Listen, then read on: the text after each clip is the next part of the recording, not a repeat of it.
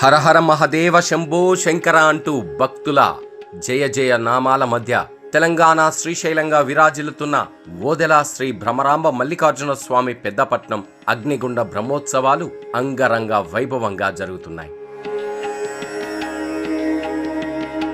ఉగాది పర్వదినాన ప్రారంభమైన మల్లన్న జాతర ఈ రోజు వరకు అగ్నిగుండ మహోత్సవాలతో స్వామివారి బ్రహ్మోత్సవాలు ఎంతో అంగరంగ వైభవంగా నిర్వహించారు. చివరి రోజు బ్రహ్మోత్సవాల్లో పెద్దపట్నం అగ్నిగుండం చివరి అంకం కావడంతో పెద్ద సంఖ్యలో భక్తులు ఆలయానికి చేరుకొని శివనామస్మరణతో ఆ స్వామివారిని, ఆ పరమేశ్వరుని పూజించుకొని తరించారు.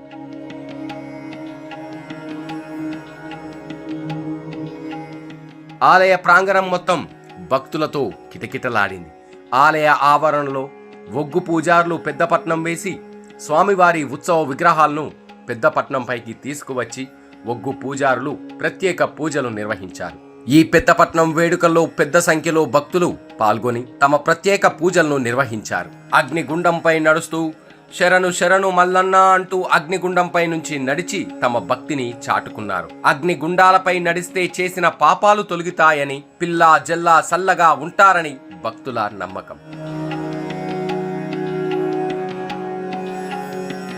బ్రహ్మోత్సవాలకు తెలుగు రాష్ట్రాల నుంచే కాకుండా ఇతర రాష్ట్రాల నుంచి కూడా భక్తులు పెద్ద సంఖ్యలో తరలివచ్చి ఓదెల మల్లికార్జున స్వామివారిని దర్శించుకొని ప్రత్యేక పూజలు నిర్వహించారు.